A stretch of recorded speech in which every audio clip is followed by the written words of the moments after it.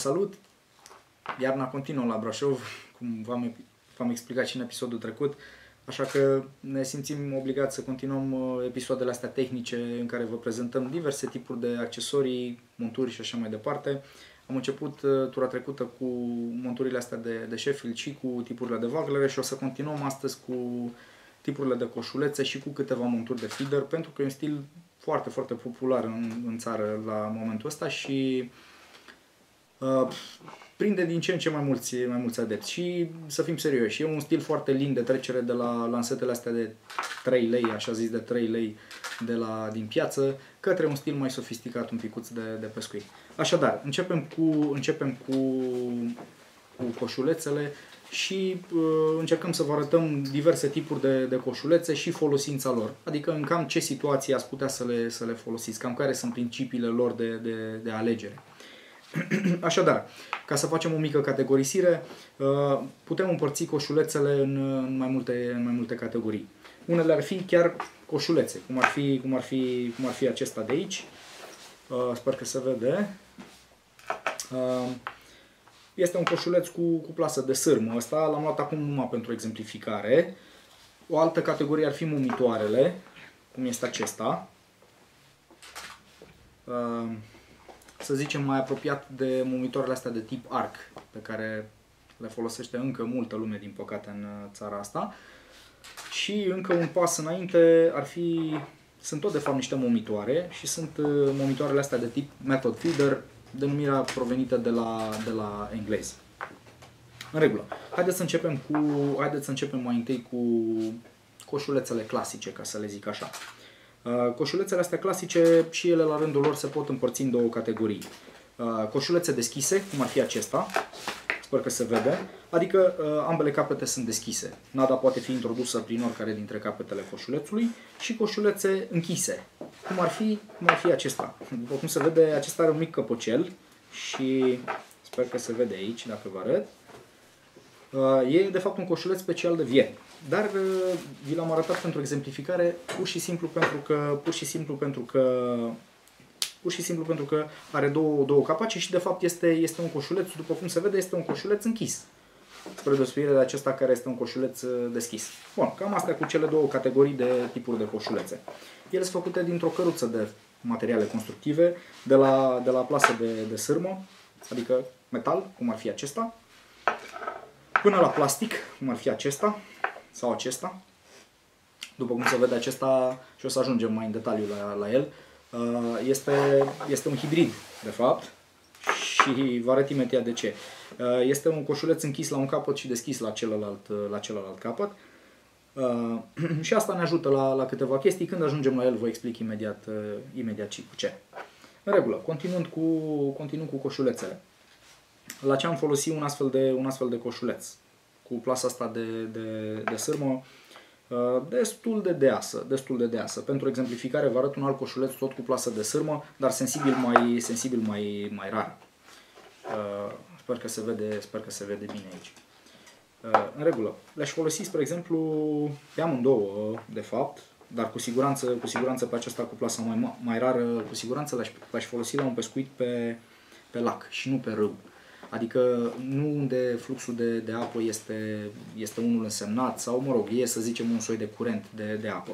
Din simplu motiv că cu cât această plasă pe care o vedeți voi aici este mai rară, evident cu atât aderența nadei în coșuleț este mai mică și ea va fi spălată mai repede. Asta este adevărul de către curentul creat. Așadar, trebuie să fiți destul de atenți și o să vedeți că chestia asta vine mai degrabă din experiență, cum să alegeți coșulețele în funcție de curentul pe care îl aveți în față, de distanța de pescuit și de adâncimea la care pescuiți. Așadar, în esență, le-aș folosi pe amândouă pentru pescuit pe lac. Dar dacă aș avea, spre exemplu, o partidă de câteva ore în față, aș folosi, spre exemplu, dacă lucrurile merg bine, evident, mai întâi coșulețul ăsta și apoi coșulețul ăsta. Din simplu motiv că acesta, având plasa mai rară, eliberează nada mai repede și atunci mă ajută la crearea unui vad mai repede decât ar face-o coșulețul acesta. Ignorați, vă rog, diferența de talie, diferența de mărime dintre ele, presupunând că amândouă ar fi de aceeași mărime și ar încărca aceeași cantitate de nadă, cu siguranță aș începe cu ăsta, pentru un soi de, să zicem, nădire grea, E un termen preluat din, mă rog, artistica concursurilor de pescuit, unde se permite un anume timp de nădire grea. Așadar, pentru această nădire grea, adică la începutul partidei de pescuit l-aș folosi pe acesta și apoi l-aș folosi pe celălalt. În regulă. Trecând mai departe, iarăși un coșuleț deschis, cu ambele capete deschise, de data asta din material plastic. Se vede că este flexibil și cu adaptare ingenioasă, sper eu că se vede la cameră. Acesta are niște mici protuberanțe, sunt de plastic, care de fapt ajută la o aderență mai bună a nadei în coșuleț. Este un coșuleț foarte interesant care l-am folosit îndeseori pe ape destul de adânci. Sper că se vede și de acolo. L-am folosit în special pe ape destul de adânci. Plasa nu este una extrem de deasă, dar e una destul de deasă și, în general, plasa asta pe care o face materialul plastic e un pic mai groasă în carne decât plasa pe care o face o plasă de sârmă. Vă arăt așa pentru exemplificare. Se vede că diferența de grosime a ochiurilor este foarte mare și, practic, coșulețul ăsta ajută la aderență sensibil mai mult decât celălalt coșuleț. Așadar, coșulețul ăsta de plastic l-aș folosi într-o apă destul de adâncă, eventual poate chiar și cu ceva curent, dar în care am nevoie ca nada asta, practic, să ajungă întreagă pe substrat și să nu pierdem cât mai puțină nadă pe drumul coșulețului către substrat. Asta ar fi ideea unui astfel de coșuleț. În regulă, mergând mai departe, vă arăt un alt coșuleț, este acesta. Este un coșuleț homemade, e un coșuleț artizanal făcut de mine. Este un coșuleț făcut dintr-un bigudiu la care am atașat o anumită cantitate de plumb. Și apoi, practic, este o grafă de birou, am înfășurat-o aici în jurul coșulețului de plastic, în jurul bigudiului și, practic, bigudiul poate că se și vede, el a fost tăiat aici, ar fi fost mai lung în mod original. Și avantajul unui astfel de coșuleț, în afara acestei plase destul de dese pe care o vedeți voi aici, care este un pic mai deasă decât a celuilalt, sper că se vede, avantajul lui este că nu prea doare la buzunar, ca să zic așa. În sensul că dacă pescuim într-o zonă cu agățătură și unde suntem predispuși să pierdem destule coșulețe și fire și așa mai departe, un astfel de coșuleț nu e extraordinar de scump de confecționat și cu condiția să nu furați bigudirile soției, cred că scăpați destul de ieftin în pescuit. Adică, și atunci vă permiteți să vă confecționați o droaie de astfel de coșulețe și pentru asta le-am folosit de fapt. În regulă, haideți să vă arăt un alt tip de coșuleț. Este tot un coșuleț din material plastic, dar cu o plasă cu niște ochiuri sensibil mai mari decât celelalte. Pentru exemplificare, coșulețul artizanal se vede, sper eu, diferența foarte clar între ele. Iarăși aș folosi coșulețul ăsta la un pescuit, evident, pe baltă, unde n-ar fi un curent important de apă, ca să nu spele foarte repede nada din coșuleț și iarăși într-o apă de o adâncime destul de mică, pentru că riscăm totuși să pierdem, practic, vă dați seama, destul de multă nadă. Am riscat să pierdem pe drum dacă ar fi o apă de, să zicem, 5 metri, să fim serioși, ar scăpa foarte multă nadă din coșulețul ăsta. Avantajul lui și motivul pentru care vi-l arăt în principal este că are acest plumb amplasat terminal și asta am observat din experiență că ajută un pic la traiectoria zborului, în sensul că zboară un pic mai drept. Și atunci, folosind coșulețe de o greutate relativ mică, reușim să obținem niște lanseuri destul de precise, mai ales în situații de pescuit în care, spre exemplu, vrem să pescuim la o oarecare distanță, 20, 30, 40 de metri și așa mai departe, și pescuim în clips, adică practic pescuim la aceeași distanță și să zicem că condițiile de pescuit sunt destul de urâte și peștele nu se hrănește foarte bine, se hrănește destul de apatic și atunci precizia este cu atât mai importantă în situația asta. Ei bine, în situațiile alea, dacă apa nu este prea adâncă, aș folosi un astfel de coșuleț. Ajută un pic la zbor amplasarea aceasta terminală, sper că se vede, amplasarea terminală a plumbului de aici. Mergând un pic mai departe, tot coșulețe de plastic vă arăt. Să nu credeți că dacă vă arăt mai multe de plastic sunt mai bune neapărat. Nu. Sunt diverse tipuri de coșulețe. folosite în diverse situații. N-am tras concluzia că cele de material plastic sunt mai bune decât cele de metal. O să vedeți în continuare și destule de metal. Nu ar fi complet fals să spun chestia asta. În regulă, un alt fel de coșuleț, dar cum se vede, mult mai închis, ca să zic așa, și nu mă refer la capete. Mă refer practic la faptul că acesta scapă mult mai puțină nadă pe drum și practic nada iese mult mai greu din el. Se văd găurelele astea de pe lateral, dar cum se vede, el practic în partea de sus nu este găurit și atunci vă dați seama că comparativ cu un astfel de coșuleț, vi-l arăt pe ăsta, practic cu un astfel de coșuleț e o diferență uriașă de cât de repede iese nada din coșuleț. Acum, să nu înțelegeți greșit, nu trebuie să faceți o nadă la feeder la care să iasă din coșuleț după o oră. Cred că v-ar trebui așa vreo 3 zile de pescuit ca să pescuiți eficient într-un astfel de stil, glumesc evident. Nu, ca pescuitul să fie destul de eficient, de principiu nada trebuie să se desfacă din coșuleț cam în maxim 2 minute, să zic. Ar cam trebui să, chiar și din acest coșuleț ar trebui să iasă, să zicem, într-un soi de 2 minute. Dar pe acesta l-aș folosi iarăși într-o apă adâncă în care mai degrabă peștele s-ar hrăni destul de apatic și n-aș vrea să-l hrănesc extraordinar de mult. De genul apă adâncă la un soi de 5 metri, dau doar un exemplu, în care poate ar fi toamnă, poate ar fi iarnă și peștele se hrănește destul de rău. În regulă, mergând un pic mai departe, un alt tip de coșuleț, tot de plastic de data asta, este acesta, îl arăt aici. Este un coșuleț cu niște aripioare, sper că se văd, care ajută iarăși în traiectoria zborului. Face sau vrea să facă cam același lucru cum face și acesta pe care vi l-am arătat, în sensul să îmbunătățească traiectoria zborului prin aer și să lansăm mai precis. După cum se vede, e o diferență mare de gabarit între ele. Și vă spun la sfârșit, așa, vă arăt două coșulețe, să zic, la extreme opuse ale pescuitului la feeder, ca să vă dați seama de diferențe de mărimi și de câtă nadă încarcă coșuleța. În regulă, mergând iarăși un pic mai departe, din aceeași categorie, iarăși un coșuleț destul de închis, dar practic cu găurelele astea amplasate și pe partea superioară. Iarăși face cam același lucru ca și coșulețul acesta. Poate ar scăpa, să zicem, un pic mai multă nadă, dar diferențele nu sunt enorme între ele. În regulă. Aceeași variantă de coșuleț, tot așa închis. Sper că se vede. Dar artizanal. Să știți că este artizanal. Cred că se și vede pe zoom.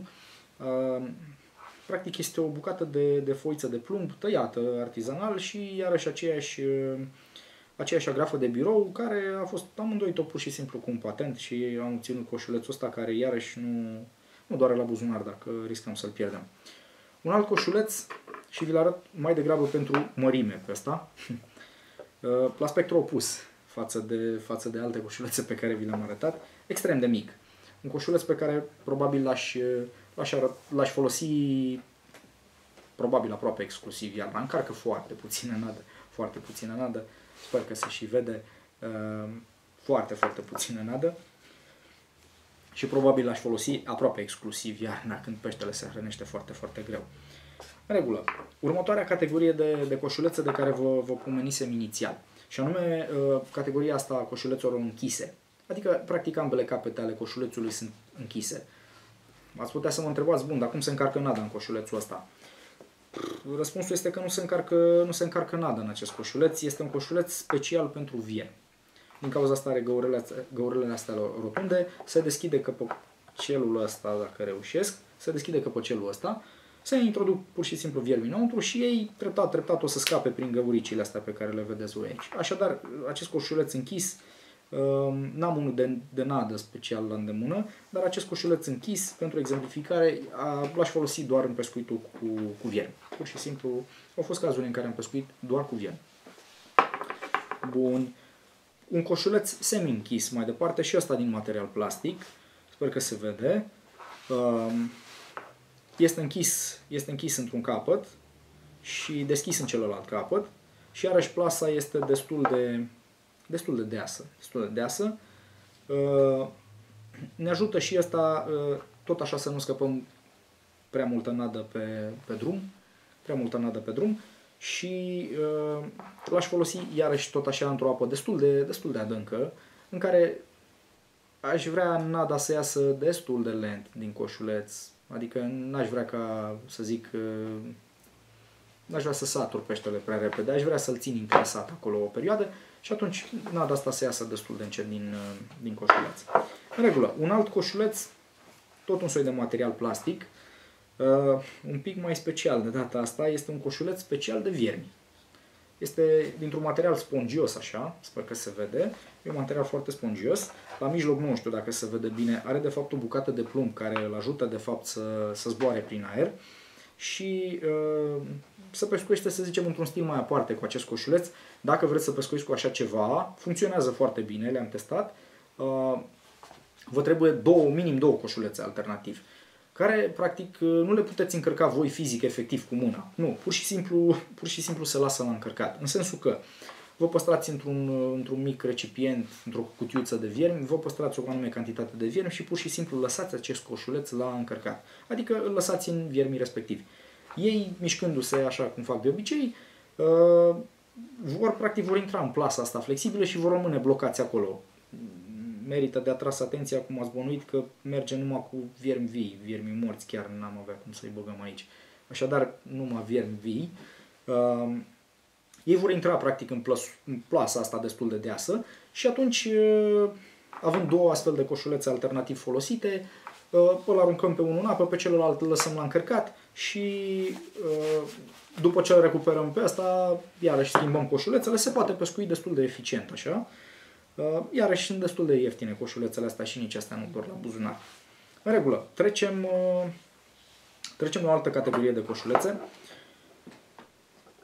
Metalice de data asta, dar cu o construcție un pic mai specială, mai aerodinamică, făcute special pentru pescuitul la distanță și vi-l arăt pe ăsta pur și simplu pentru că are plumbul ăsta amplasat terminal. Adică aici, practic toată masa plumbului coșulețului, în afară de plasa de sârmă, evident, este amplasată terminal. Asta face ca el în aer să zboare tot timpul cu acest plumb înainte. Și asta, evident, îl ajută în zbor, adică obținem o distanță mai mare de lansare și o traiectorie mai bună, adică mai dreaptă, o precizie mai mare. Din ce știu eu, cred că au fost introduse pe piață de către olandezi care pescuiesc deseori la distanțe foarte mari și de la ei, din câte știu eu, a provenit. A fost adoptat și la noi. Au fost situații când am pescuit cu așa ceva. În regulă. Iarăși mai departe, cu un nou tip de coșuleț. Este tot un coșuleț cu plasă metalică, dar cu o mică adaptare, să zic așa. Este un mic arculeț aici care are o clapetă și care, în mod normal, ar trebui să împingă nada, să ajute nada să iasă din coșuleț. Vedeți, capătul ăsta este închis și celălalt capăt are clapețica asta care împinge nada. N-am folosit așa ceva, trebuie să vă spun. Atâta timp cât arculețul ăsta dinăuntru, resortul ăsta nu e prea tare și nu împinge nada excesiv de repede afară, ar trebui să funcționeze ok. Ar trebui să ajute nada să iasă mai repede din coșuleț. O variantă apropiată de coșuleț, dar cu o plasă de sârmă sensibil mai rară. În sensul că coșulețul ăsta nu are aceeași aderență cu... Nu, dau un exemplu. Coșulețul ăsta. Cu siguranță nu. Iarăși un coșuleț pe care l-aș folosi pe lac în special. Destul de ieftin și acesta, pentru asta vi-l arăt, o plasă de sârmă destul de simplă și vă puteți confecționa singur așa ceva. Se găsește plasă dintre asta de sârmă de cumpărat și nu vă trebuie decât eventual un patent și niște plumb ca să puteți să-l confecționați. Un alt coșuleț, tot metalic, și vi-l arăt pe ăsta mai degrabă pentru mărime, pentru acea nădire de start. Și pentru exemplificare, și aici voiam să ajung, celălalt coșuleț. Cred că e o diferență destul de mare. Să ne arăt și aici.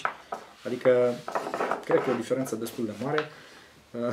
L-aș folosi pe acesta Aș folosi pe acesta la ceea ce v-am explicat că este nădirea grea. Adică atunci când vreau să, la începutul partidei de pescuit, vreau să merg cu o cantitate însemnată de nad acolo, care să creeze un soi de vad peștelui, să mențină peștele interesat.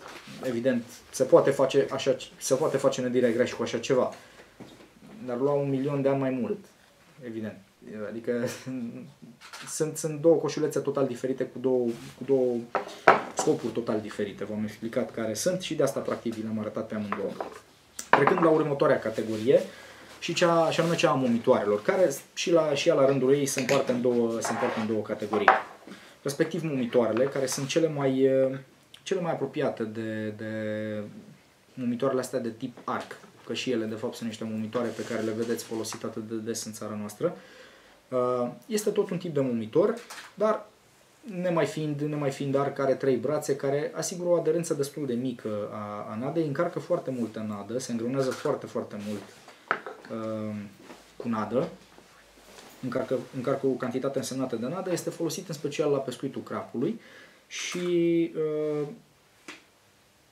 este, să zicem, o trecere, o adaptare destul de lină din pescuitul acela, cu arc și cu bambină, pe care îl știm cu toții din păcate, către pescuitul ăsta modern la feeder, cu un randament mai bun.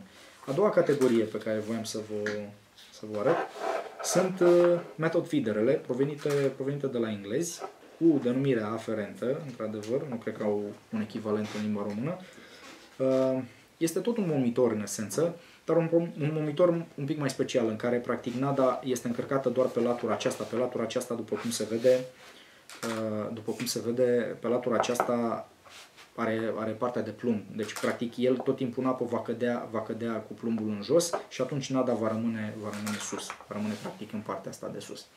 Așadar, vom avea un soi de farfurie așa cu mâncare tot timpul pentru pește, care va fi prezentat aici și în general în pescuitul ăsta se pescuiește cu forface foarte scurte, care prezintă mumela foarte, foarte aproape de farfuriuța asta de mâncare. Și în pescuitul ăsta comercial, care și la noi încet încet se înfiripă din ce în ce mai bine, e un pescuit foarte eficient, mai ales în pescuitul crapului. Dar nu uitați, este tot un momitor în esență. În regulă, un alt tip de momitor asemănător cu acesta, sper că se vede, asemănător cu acesta, dar cu plumbul amplasat terminal. Plumbul amplasat terminal face același lucru ca și coșulețul acesta de vi l-am arătat mai devreme, cu plumbul amplasat terminal. Iată-le pe amândouă aici. Zboară mai departe și mai precis. Cam asta ar fi diferența față de celălalt momitor pe care vi l-am arătat.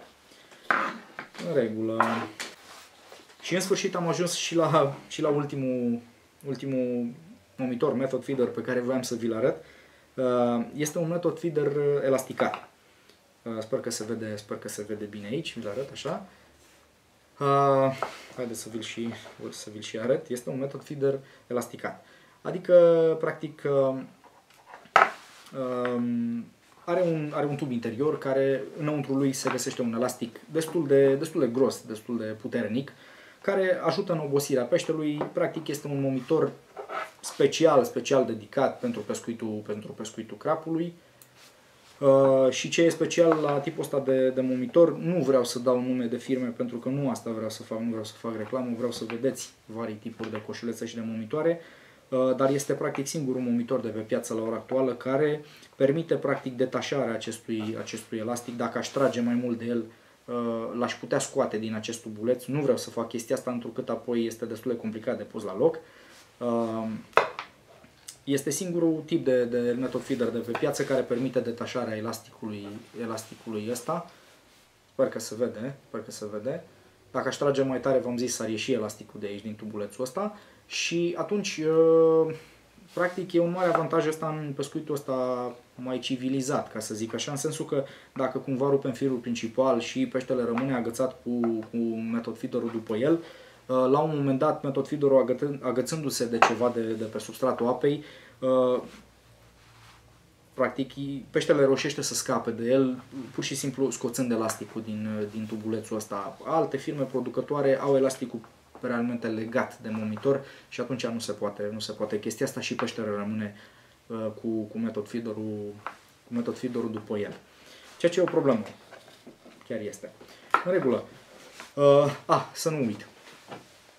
Două metod feedere cu matrițele aferente. Imediat. Două metod feedere cu matrițele aferente. Matrița asta este o chestie, aș spune, chiar esențială, în sensul că ele ajută destul de mult în formarea acelei farfurii cu mâncare de care v-am povestit și practic și reușesc să înglobeze practic momeala în metod feeder. Câteodată când m-am grăbit, mai ales în concursul de pescuit, am reușit să fac chestia asta și cu mâna, cu podul palmei. E un risc și aici trebuie să vă zic, adică dacă vrei să îngropi momeala în acest metod feeder, adică să o pui undeva aici și apoi să pui podul palmei peste, există riscul să te înțepi în cârlig, așadar am preferat câteodată matrița. Sunt folositoare.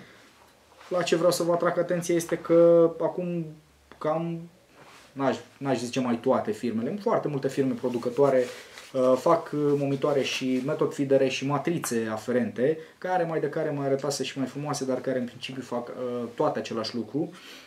Și dacă cumpărați cu ochii, o să vă treziți că la un moment dat o faceți o colecție dintre asta de matrițe, cam degeaba aș zice eu, rezumați-vă la un producător bun, maxim 2, și atunci practic vă asigurați că nu aveți decât, să zicem, 2-3 matrițe la dispoziție și cu asta ați cam rezolvat toate situațiile de pescuit. Matrițele de obicei nu prea se potrivesc de la unele la altele.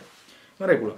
Ultimul coșuleț pe care voiam să vi-l arăt și pe care nu l-am scos din pungă, tocmai ca să vi-l arăt așa, este un coșuleț așa zis modulabil. În sensul următor. Pur și simplu pe coșulețul ăsta, care este un coșuleț open-end, adică deschis la capete, sper că se vede așa.